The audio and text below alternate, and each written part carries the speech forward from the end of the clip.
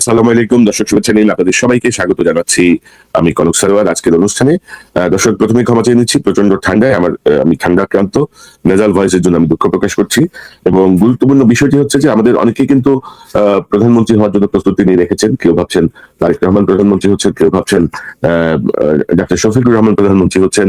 মন্ত্রী পরিষদের তালিকা এই দুই দলের মধ্যেই খসড়া হয়ে আছে। কিন্তু বাস্তবতা হচ্ছে যে গণভোট এবং জাতীয় সংসদ নির্বাচনের পরেই ক্ষমতা বল হচ্ছে না। যেহেতু ডক্টর ইউনূস সরকারের ক্ষমতার কোনো মেয়াদ নাই, এমন কোনো বাধ্যবাধকতাও নাই যে তাকে ক্ষমতা থেকে সরে যেতে হবে বা এতদিনের মধ্যে তাকে নতুন করে সরকার কি বলবো, নতুন সরকারের কাছে দায়িত্ব বুঝিয়ে দিতে হবে। তো গণপরিষদের নির্বাচন আসলে হচ্ছে, এবং জাতীয় সংসদ নির্বাচনের নামে গণপরিষদের নির্বাচন হচ্ছে, এবং আগে সংবিধান সংস্কার হবে, সকল কিছু হবে, তারপরে যে হবে মানে কি বলবো, তারপরে কি হবে সেটার ব্যাপারে আসলে কোনো নির্দেশনা নাই। এবং আমি যদি আপনাদেরকে এই সংক্রান্ত যে অধ্যাদেশ, সেই অধ্যাদেশটা থেকে যদি একটু পড়ে শোনাই, সেটি হচ্ছে, আমি যদি দেখাই আমাদেরকে, এই হচ্ছে অধ্যাদেশ। এই অধ্যাদেশটি হচ্ছে জুলাই জাতীয় সনদ সংবিধান সংস্কার বাস্তবায়ন আদেশ 2025। এটি 13 নভেম্বর 2025 সালের জারি করা রাষ্ট্রপতির অধ্যাদেশ। এবং অধ্যাদেশের 4 নম্বর পেজটা গুরুত্বপূর্ণ, 4, 5, 6। আমি যদি 4 নম্বর পেজের উল্লেখযোগ্য কয়েকটা অংশ পড়ি, গুরুত্বপূর্ণ অংশগুলো আমি হাইলাইট করে রেখেছি। আমি যদি পড়ি তাহলে আপনাদের বুঝতে সুবিধা হবে কেন আমরা বলছি যে নির্বাচন হলেই ক্ষমতা হস্তান্তর হচ্ছে না। ধরেন, সংবিধান সংস্কার পরিষদ গঠন, উহার কার্যাবলী ও বিলুপ্তি, গণভোটে উপস্থাপিত প্রশ্নের উত্তরে প্রদত্ত সংখ্যাগরিষ্ঠ ভোট হাসূচক হইলে এই আদেশ জারির অব্যবহিত পরে, অর্থাৎ জাতীয় সংসদ নির্বাচনে নির্বাচিত প্রতিনিধিদের সম্বন্ধে একটি সংবিধান সংস্কার পরিষদ গঠন হবে, যা সংবিধান সংস্কার বিষয়ে সকল ক্ষমতা প্রয়োগ করতে পারবে।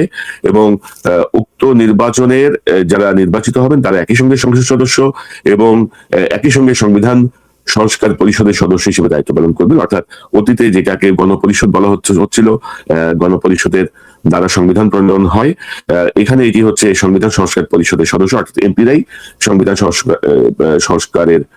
সংস্কার পরিষদের সদস্য।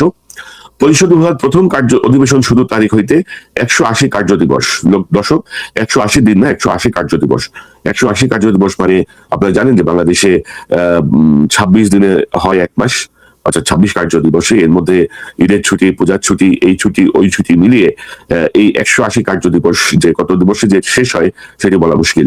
তো এবং এই 180 কার্য দিবসের কথা বলা হলেও যতদিনই লাগে অনির্বাচিত ডক্টর ইউনূসের মুরব্বী সরকারি ক্ষমতায় থাকবে, এই ব্যাপারটি মোটামুটি নিশ্চিত। পাশাপাশি তারা বলছে যে 180 কার্য দিবসের মধ্যে জুলাই জাতীয় সনদ ও গণভোটের ফলাফল অনুসারে সংবিধান সংস্কার সম্পন্ন করিবে, এবং তাহা সম্পন্ন করিবার পর পরিষদের কার্যক্রম সমাপ্ত হইবে। পরিষদের কার্যধারা অংশগ্রহণের নির্বাচিত প্রতিনিধিগণ পরিষদ সদস্য হিসেবে অভিহিত হইবেন, এবং তারা শপথ নেবেন, সংসদ সদস্য হিসেবে শপথ নেবেন, তারা সংবিধান সংস্কার পরিষদের সদস্য হিসেবেও তারা শপথ নেবেন। এবং 9 নম্বর ধারায় বলা হচ্ছে পরিষদের সভাপ্রধান। পরিষদের প্রথম অধিবেশনের প্রথম বৈঠকে পরিষদ সদস্যগণ ইহা সভাপ্রধান ও উপসভাপ্রধান নির্বাচন করিবে, যেটি নর্মালি ছিল যে সংখ্যাগরিষ্ঠ দলের নির্বাচিতদের মধ্য থেকে একজনকে সংসদ নেতা, একজন সংসদ উপনেতা নির্বাচন করা।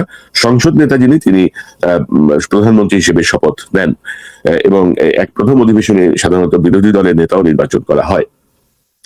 এবং এই সভাপ্রধান এবং উপসভাপ্রধান তারাই আসলে কার্যপ্রণালী বিধি অনুযায়ী এই সংস্কার পরিষদের কার্যক্রম পরিচালনা করবেন। দুঃখিত। এবং আমি যদি 5 নম্বর পেজে যাই, 5 নম্বর পেজে বলা হচ্ছে যে অর্থাৎ গণভোট এবং জাতীয় সংসদ নির্বাচনের ফলাফল ঘোষণা হওয়ার 30 পঞ্জিকা দিবসের মধ্যে, অর্থাৎ সেই 30 কার্য দিবসের মধ্যে জাতীয় সংসদের প্রথম অধিবেশন আহ্বান করা হইবে। অনুরূপ পদ্ধতিতে পরিষদের প্রথম অধিবেশন আহ্বান করা হইবে। অর্থাৎ এখানে ধরেন 30 দিন নাই, 30 দিন মানে ধরেন প্রায় 1.5 মাসের মতো নাই ধরে রাখেন। এবং পরিষদ 60 জন থাকলে কোরাম হবে, এই জাতীয় কথা বলা হচ্ছে। এবং পরিষদের কোনো কার্যধারার বৈধতা এবং পরিষদ সদস্যদের বিশেষ অধিকার ও দায় মুক্তি জাতীয় সংসদ ও সংসদ সদস্যদের অনুরূপ, অর্থাৎ তাদের এক ধরনের ইন্ডেমনিটি দেওয়া হয়েছে, তাদের দায় মুক্তি এবং বলা হচ্ছে যে উম তারা এই যে সংবিধান সংস্কার সম্পন্ন হওয়ার পরে যে সকল সংস্কার যেগুলো কার্যকর করা তা অবিলম্বে কার্যকর করা হবে এবং এক্ষেত্রে সরকার সকল যথোপযুক্ত ব্যবস্থা গ্রহণ করবে। পাশাপাশি এখানে বলা হচ্ছে যে উচ্চকক্ষ গঠন করা হবে। উচ্চকক্ষ কিভাবে গঠন করা হবে সে ব্যাপারে মানে নিম্নকক্ষের নির্বাচনে প্রাপ্ত ভোটের সংখ্যানুপাতিক প্রতিনিধিত্ব প্রপোর্শনাল রিপ্রেজেন্টেশন পিআর পদ্ধতিতে তারা একটু উচ্চকক্ষ গঠন করবে এবং এই জাতীয় কিছু কথা বলা হয়েছে। উচ্চকক্ষের মেয়াদ সম্পর্কে বলা হয়েছে এবং এই জাতীয় বিষয়ে সকল আইন প্রণয়নের ক্ষমতা সরকারের এবং এই সরকারি সরকারের। পাশাপাশি বলা হচ্ছে যে পরিষদ কর্তৃক গৃহীত সংবিধান সংস্কার চূড়ান্ত হইবে এবং উক্তরূপ সংস্কার বিষয়ে কোনো অনুমোদন বা সম্মতি প্রয়োজন হবে না। অর্থাৎ এই সংবিধান সংস্কার পরিষদ সংবিধান যেটি প্রণয়ন করবেন বা যেটি একসেপ্ট করবেন সেটি নিয়ে কোনো ধরনের অ্যাপ্রুভালের আর প্রয়োজন হবে না। এবং ধরেন এই ধরনের সংবিধান সংস্কারের পূর্ণাঙ্গ পাঠ রেডি হওয়ার পরে সরকার অধ্যাদেশ জারি করবে, কিন্তু এর পরে কি নির্বাচন হবে আবার, নাকি যারা গণপরিষদে ছিলেন তারা সংবিধান সংস্কার পরিষদে ছিলেন এবং নির্বাচিত সংসদ সদস্য তাদের মধ্য থেকে সরকার গঠন হবে, সে ব্যাপারে কোনো সুনির্দিষ্ট কোনো নির্দেশনা কিন্তু এখানে দেয়া হয়নি। অর্থাৎ আমরা গণভোট, আমরা জাতীয় নির্বাচনের কথা বলছি, সবাই প্রস্তুত হয়ে আছে যে দেশ হয়তো ফেব্রুয়ারির 15 তারিখের মধ্যে হয়তো নতুন প্রধানমন্ত্রী পাচ্ছে, একটা নতুন সরকার পাচ্ছে, আসলে কিন্তু সেটি পাচ্ছে না। অনির্বাচিত ইউনূস সরকারি ক্ষমতা আমরা ধরে রাখছে। জুলাই বিপ্লব শেষ, জুলাই বিপ্লবে 12টা সে বাজাই দিছে তার সরকার দিয়ে গত 16-17 মাসে। এখন ধরেন আরো মজা লুটতে হবে। এবং আমার সন্দেহ ছিল, আমাকে কেউ কেউ বলছিল যে মার্চ মাসে নাকি ইউনূসের বিদেশে রাষ্ট্রীয় সফর আছে। তো এটা থেকে একটু কনফিউশন তৈরি হওয়ার পরে আমরা চেক ব্যাক করে দিলাম, পরিস্থিতি আসলে সুবিধা না আর কি। তো ধরেন এখন এখানে অনেক জটিলতা আছে। অর্থাৎ রাষ্ট্র তো আসলে রাষ্ট্র যারা চালায়, আমরা যাদেরকে দেখি তারা কিন্তু আসলে রাষ্ট্র চালায় না। রাষ্ট্র চালানোর নেপথ্যে অনেক মানুষ থাকে। এদের একটা অংশকে বলা হয় ডিপ স্টেট। এই ডিপ স্টেট এবং আরো কিছু প্রক্রিয়া মিলে ধরেন বাংলাদেশে একটি টোটাল একটা মাস্টার প্ল্যানের মাধ্যমে বাংলাদেশটাকে এগিয়ে নিয়ে মানে বাংলাদেশটাকে পরিচালিত করা হচ্ছে। এবং আপনারা যদি দেখেন যে বিএনপি জামাতের দুইটা দল হাসিনার 15-16 বছরে মানে হত্যার শিকার হলো, গুমের শিকার হলো, নির্মম নির্যাতনের শিকার হলো, বছরের পর বছর জেল খাটলো। কিন্তু হাসিনা পালিয়ে যাওয়ার পরে দেখেন দুই দলের মধ্যে কামড়াকামড়ি শুরু হয়ে গেছে। বিএনপি জামাতে সহ্য করতে পারতেছে না, জামাত বিএনপিকে সহ্য করতে পারছে না, মারামারি হচ্ছে, নানা ধরনের পরিস্থিতির উত্তপ্ত, সোশ্যাল মিডিয়া উত্তপ্ত, রাজপথ উত্তপ্ত, বক্তৃতার মঞ্চ উত্তপ্ত। এমনটি হওয়ার কথা ছিল না। এখন ধরেন গণভোটে যদি হ্যাঁ জয়যুক্ত হয়, তাহলে ধরেন এখানে একটা সংখ্যাগরিষ্ঠ এবং সরকার যদি কোনো একটা দল যদি সংখ্যাগরিষ্ঠতা পায়, তাহলে ধরেন সিনারিও একরকম। গণভোটে যদি সরকার জয়যুক্ত হয়, কিন্তু সরকারে যদি কোনো দল যদি সংখ্যাগরিষ্ঠতা না পায়, তাহলে কিন্তু আবার আরেক পরিস্থিতি তৈরি হবে। আবার ধরেন গণভোটে যদি না জয়যুক্ত হয়, তাহলে ধরেন জুলাই সনদ কার্যত বাতিল, সংসদ নির্বাচন, অর্থাৎ সব মিলিয়ে ধরেন গণভোটে জয়যুক্ত হলো, কিন্তু নির্বাচন হলো প্রশ্নবিদ্ধ, অনেক অসংখ্য আসন স্থগিত, অনেক আসনে নির্বাচন বাতিল হয়ে গেল। অর্থাৎ সব মিলিয়ে একটা জটিল পরিস্থিতি তৈরি করা হয়েছে। এবং ধরেন এখানে যেই বলা হচ্ছে যে প্রথম অধিবেশনে একজন সভাপ্রধান এবং সভা উপপ্রধান নির্বাচিত তারা মিলে এই সংবিধান সংস্কারের কার্যক্রমকে এগিয়ে নিয়ে যাবে। অর্থাৎ ভোটকে মাথায় রেখেই এই অধ্যাদেশটি প্রণয়ন করা হয়েছে। যার জন্য আপনি দেখবেন যে অনেক দলই কিন্তু ভোটের পক্ষে কোনো প্রচারণা চালাচ্ছে না। বিএনপির পক্ষ থেকে একবার বলা হয়েছিল যে যেভাবে কথা হয়েছিল, পরবর্তীতে তারা তাদের মতো করে অনেক কিছু পরিবর্তন করেছে। অর্থাৎ এই ডক্টর ইউনূস এবং তার নেতৃত্বাধীন যেই মুরব্বী এবং অপদার্থ সরকার, সেই সরকার আরো ক্ষমতায় থাকতে চায়, কমপক্ষে ধরেন 8-9 মাস ক্ষমতায় থাকতে চায়। এর মধ্যে আর কোনো খেলা খেলে কিনা, এর মধ্যে আর কোনো খেলা খেলে তারা আরো লম্বা করে কিনা, এটি আসলে বলা খুবই মুশকিল। এবং যদি এমন হতো যে প্রথম অধিবেশনে একজন সংসদ নেতা নির্বাচিত হবেন, সংসদ উপনেতা নির্বাচিত হবেন এবং বিরোধী দলীয় নেতা নির্বাচিত হবেন, সংসদ নেতা প্রধানমন্ত্রীর দায়িত্ব গ্রহণ করবেন এবং সংসদের নেতা এবং বিরোধী দলীয় নেতা দুজন মিলে এই সংস্কার পরিষদের সভাপতি এবং সহসভাপতির দায়িত্ব পালন করবেন এবং তারা দুজন মিলে এই সংস্কার প্রস্তাবের কাজগুলোকে এগিয়ে নিয়ে যাবেন। তাহলে ধরেন এক ধরনের ঐক্যমত্যের ভিত্তিতে আমরা কিছু কাজ করতে পারতাম। অর্থাৎ সামনে যেদিকে যাচ্ছে সরকারের যে ইন্টেনশন বা 2009 সালের নির্বাচনের যে অভিজ্ঞতা আমাদের মাথায় আছে, সেই জায়গাটায় কেন যেন মনে হচ্ছে একটা ঝুলন্ত সংসদের দিকেই ডিপ স্টেট বাংলাদেশকে নিয়ে যাবে এবং একটা জটিল একটা কেওয়াজ তৈরি হওয়ার দিকে আছে। এবং জাতীয় সংসদ নির্বাচনের ধরেন আজকে জানুয়ারির 29 তারিখ, আমার এখানে 30-31, এদিকে 2 দিন, ওইদিকে ধরেন 11 দিন, 13 দিন আগে এই জাতীয় বক্তব্য আসাটা অত্যন্ত দুঃখজনক এবং ভেরি মাচ আনফর্চুনেট যে 1400 মানুষ জীবন দেওয়ার পরেও আমরা একটা শেপে আসতে পারলাম না। এখনো আমাদের ক্ষমতার কামড়াকামড়ি চলছে এবং যাকে আমরা বিশ্বাস করে রাষ্ট্র ক্ষমতায় বসালাম, যার উপর আস্থা রাখলাম, সেই ইউনূসই এখন ক্ষমতার কাঙাল হয়ে বসে আছে। সেই ইউনূসই ধরে জুলাইটাকে বেঁচে তার মতো করে ফায়দা লুটার চেষ্টা করছে। এটি অত্যন্ত দুঃখজনক এবং আমরা বিভিন্ন সময় বিভিন্ন ধাপে ভাগে ভাগে আমরা কিন্তু বলেছি যে এই ইউনূস সরকারই জুলাই বিপ্লবটাকে শেষ করে দিচ্ছে। এবং প্রথম থেকে এ পর্যন্ত যদি দেখেন যে কার্যক্রমগুলো নেওয়ার জন্য বারবার বলা হয়েছিল, সেই জাতীয় কোনো কার্যক্রম নেওয়া হয়নি। ইউনূস সরকার, এটা যে একটা সরকার ক্ষমতায় আছে, সেই জাতীয় কোনো কি বলবো কর্তৃত্ব স্থাপন করতে ব্যর্থ হয়েছে। প্রশাসনের উপরে বলেন, সেনাবাহিনীর উপরে বলেন বা অন্যান্য সকল জায়গায় বলেন। এই যে গতকালই ডক্টর ইউনূসের এক বক্তৃতা শুনলাম, এই ফাইজলামি কথাবার্তা, সেই মোটিভেশনাল কথাবার্তা, বাংলাদেশিরা সব ভুয়া কাগজপত্র দিয়ে বিদেশে যায়। আরে ভাই, তুমি তো গত 16-17 মাস ক্ষমতায় আছো ভাই, তুমি কি করছো? একটা বাটপার ধরছো, একটা চোর ধরছো? কারা এই কাগজপত্রগুলো বৈধতা দিচ্ছে, কাউকে ধরে শাস্তি দিতে পারছো? খালি বড় বড় কথা। তার সাথে আছে আসিফ নজরুল। এবং ধরেন এই যে ইন্টেনশন আজকের ইন্টেনশন না, এই ইন্টেনশন কিন্তু অনেক আগে থেকে তারা ধরেন এগুলোকে নানাভাবে কিন্তু মানুষের মাথায় দিয়ে দিয়ে এক ধরনের পরিস্থিতি তৈরি করেছে। এবং আমি যদি একটা বক্তব্য শুনে আপনাকে, এটি গত বছরের অক্টোবরের একটা বক্তব্য, আসিফ নজরুলের একটা বক্তব্য, এটা যদি শোনেন তাহলে আপনাদের কাছে ক্লিয়ার হবে যে তারা অনেক আগে থেকে এই পরিকল্পনাগুলো নিয়ে এগোচ্ছে।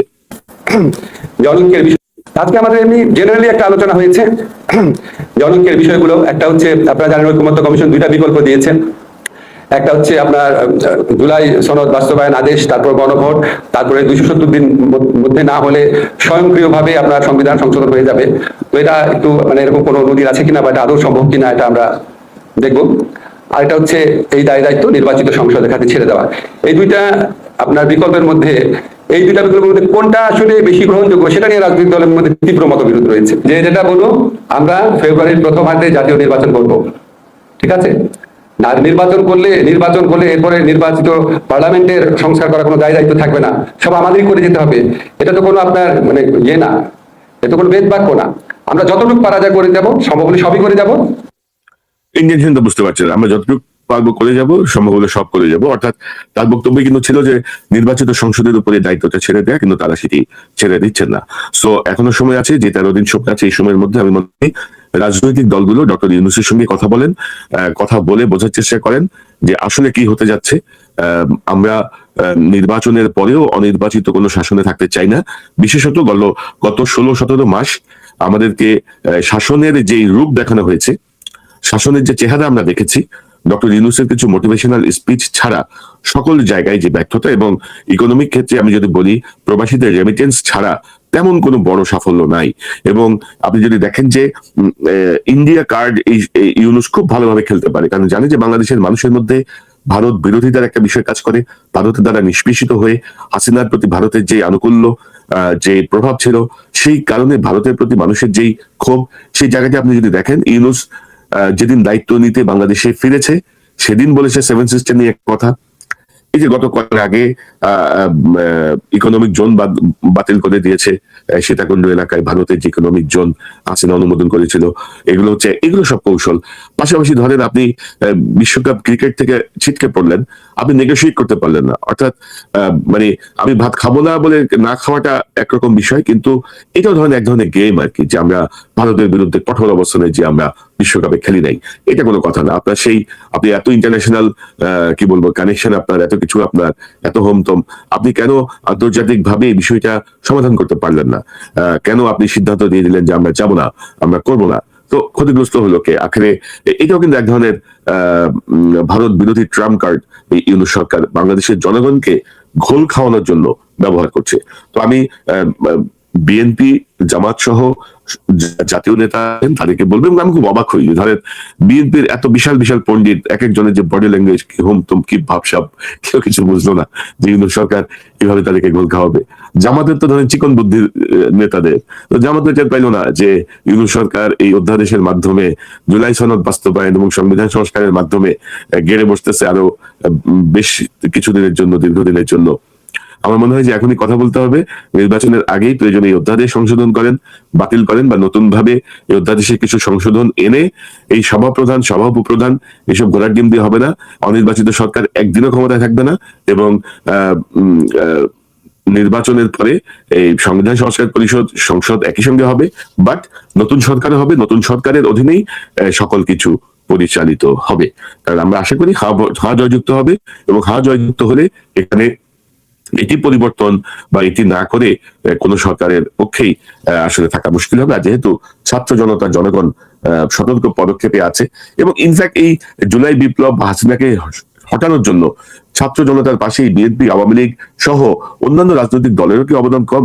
সবাই মিলেই তো এই প্রচেষ্টা। তো সেই জায়গাটায় অনির্বাচিত ইউনূসকে মাথার উপরে ছড়ি ঘুরাইতে দেওয়ার কোনো সুযোগ নাই। নির্বাচিত সরকার দায়িত্ব গ্রহণ করবে, এবং একই সঙ্গে তারা এই হা জয়যুক্ত হবে আমরা আশা করছি। সেই অনুযায়ী সংবিধানে বিতর্কের মাধ্যমে সংবিধান সংস্কার করে, তার গেজেট জারি করে সংবিধান সংশোধন করবে। আমরা সে প্রত্যাশা করি। রাজনৈতিক দলগুলোকে আহ্বান করব, আপনারা অত্যন্ত দ্রুত কার্যকর পদক্ষেপ নিন, না হলে ইউনূস গং বাংলাদেশের রাষ্ট্র ক্ষমতা থেকে বিদায় হবে না। কারণ তারা প্রোটোকলের মধ্যে পেয়ে গেছে, তারা তাদের আখের আরো গুছাতে চায়। এই প্রায় 90 বছরের কাছাকাছি বয়সেও আরো আখের গুছাতে চায়। এই বয়স্করা এত লোভী হতে পারে, এত ধূর্ত হতে পারে, আমি আমার হিসেবে আসলে বুঝি না যে তারা কি করতে চাচ্ছে, কেন করতে চাচ্ছে, কেন এই ছাত্র জনতার এই রক্তের উপর দিয়ে তাদের লোভের বাস্তবায়ন তারা করতে চাচ্ছে। তো দর্শক, এই পর্যন্তই। আমরা দেখি রাজনৈতিক দলগুলো কি করে, কি পরিস্থিতির দিকে যায়, আমরা পর্যবেক্ষণে রাখছি। নিশ্চয়ই আমরা পরবর্তী সময়ে আবার এই বিষয়গুলো নিয়ে কথা বলবো। আজ এই পর্যন্তই। দর্শক ভালো থাকুন, এই চ্যানেলটি সাবস্ক্রাইব করে আমার পাশে থাকুন, এই চ্যানেলের মেম্বারশিপ নিয়ে আমাদের পাশে থাকুন। আবারও দেখা হবে ইনশাল্লাহ।